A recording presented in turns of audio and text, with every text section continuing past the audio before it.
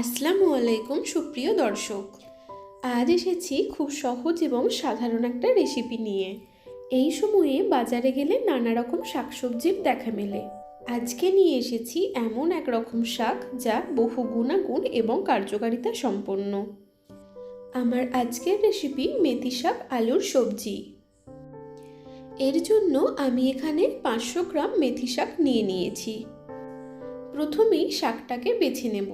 সেই জন্য একটা একটা করে শাক তুলে নিয়ে শাকের নরম অংশ অর্থাৎ যে অংশটুকু হাত দিয়ে ভেঙে নেওয়া যায় সেই অংশ পর্যন্ত আমি হাত দিয়ে ভেঙে নিচ্ছি এবং সেই সঙ্গে অবশ্যই শাকের পাতাগুলো দেখে নিতে হবে পাতাগুলো ঠিকঠাক আছে কিনা।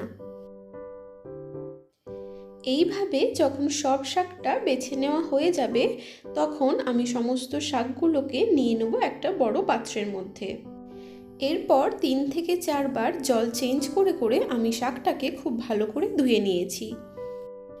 এবার কিছুটা শাক তুলে নিয়ে আমি ছুরির সাহায্যে খুব ছোট্ট ছোট্ট করে শাকগুলোকে কেটে নেব। শাকটা যতটা ছোট ছোট করে কাটা যায় ততই ভালো হবে। সব শাকটা কেটে নেওয়া হয়ে গেছে। এবার আমি এই শাকের জন্য নিয়েছি অর্ধেকটা বেগুন। বেগুনটাকে ছোট ছোট করে ডুমো ডুমো করে কেটে নেব। সাথে নিয়েছি একটা মিডিয়াম সাইজের আলু। আলুটাকেও বেগুনের মতো ছোট ছোট করে ডুমো ডুমো করে কেটে নেব। এবারে রান্নাটা করে নেওয়ার জন্য আমি গ্যাসের মধ্যে একটা কড়াই বসিয়ে নিয়েছি এবং কড়াইয়ে দিয়েছি পর্যাপ্ত পরিমাণে সরষের তেল। তেল গরম হয়ে গেলে এর মধ্যে দিয়ে দেব 1/4 টিস্পুন কালো জিরে। সাথে দেব কয়েকটা কুচি করা কাঁচা লঙ্কা। প্রায় 30 থেকে 35 সেকেন্ড ধরে ফোড়নটা একটু ভালো করে নেড়ে নেব। এরপর এর মধ্যে দিয়ে দেব 1/2 টিস্পুন থেতো করে রাখা রসুন। আপনারা এখানে থেতো না করে কুচিও করে ব্যবহার করতে পারেন। একটু সময় নিয়ে নাড়াচাড়া করার পর এর মধ্যে দিয়ে দেব আগে থেকে কুচি করে রাখা আলু। এরপর আলুটাকে একটু ভালো করে নাড়াচাড়া করে নিতে হবে। আমি প্রথমেই কোনো মশলা দিচ্ছি না।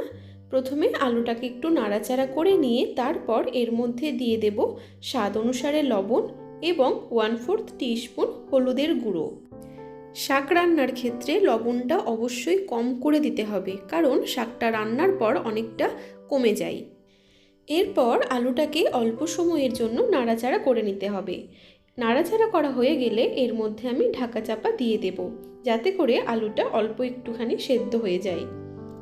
প্রায় 3 থেকে 4 মিনিট আলুটা ঢেকে রাখার পর ঢাকনা খুলে নিয়ে এর মধ্যে দিয়ে দেব আগে থেকে কেটে রাখা বেগুনের টুকরো। আবার খুব ভালো করে নেড়েচেড়ে নিতে হবে। আলু যেহেতু শক্ত বা সেদ্ধ হতে দেরি হয়, সেই জন্য আলুটা আগে দিয়ে একটু নাড়াচাড়া করে অল্প একটু সেদ্ধ করে নিয়েছি। তারপরে বেগুন দিয়েছি। আবারও এটাকে ঢাকনা দিয়ে ঢেকে দেব প্রায় 3 থেকে 4 মিনিটের জন্য। ঢাকনা খুলে নিয়ে অল্প সময়ের জন্য অল্প একটু নাড়াচাড়া করে এরপর এর মধ্যে দিয়ে দেব আগে থেকে কেটে রাখা শাকগুলো। তখন আমি লবণটা খুবই কম পরিমাণে দিয়েছিলাম শুধুমাত্র আলু এবং বেগুনের জন্য, এবং এখন অল্প একটু লবণ দিলাম শাকের জন্য। দুটো স্টেপে লবণ দিলে লবণের পরিমাণটা খুব ভালো করে বোঝা যায়। এরপর খুব ভালো করে শাক আলু বেগুন একসঙ্গে মিশিয়ে নিয়ে নাড়াচাড়া করে নেব। এবার ঢাকনা দিয়ে ঢেকে দেব কিছু সময়ের জন্য। ঢাকনা খুলে নিতেই দেখুন শাকটার থেকে ঠিক কতটা জল বেরিয়ে গেছে। এই জলেতে শাক তো সেদ্ধ হবেই, সেই সঙ্গে আলু এবং বেগুন উভয়ই সেদ্ধ হয়ে যাবে। আলাদা করে জল ব্যবহার করার দরকার নেই। অল্প একটু নাড়াচাড়া করে নেব এবং আবারও ঢাকনা দিয়ে ঢেকে দেব এটা সেদ্ধ হওয়ার জন্য। ঢাকনা খুলে অল্প একটুখানি নাড়াচাড়া করব, আবারও ঢাকনা দিয়ে ঢেকে দেব। মাঝে মধ্যে ঢাকনা খুলে খুলে দেখতে হবে, নয়তো যদি জলটা অনেকটা কমে গিয়ে থাকে তাহলে নিচে পুড়ে যেতে পারে। সব যখন ভালো করে সেদ্ধ হয়ে গেছে তখন এর মধ্যে দিয়ে দেব অল্প পরিমাণে চিনি। চিনিটা অবশ্যই অপশনাল, আপনারা না চাইলে নাও দিতে পারেন, তবে চিনি দিলে এর টেস্টটা অনেকটা বেড়ে যায়। চিনি দেওয়ার পর অল্প একটু নাড়াচাড়া করে নেব। আমার রান্না এখন পুরোপুরিভাবে কমপ্লিট। এই ছিল আমার আজকের রেসিপি।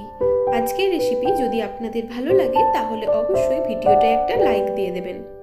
এখনও পর্যন্ত আমার চ্যানেলটিকে না সাবস্ক্রাইব করলে অবশ্যই চ্যানেলটিকে সাবস্ক্রাইব করে আমার পাশে থাকবেন।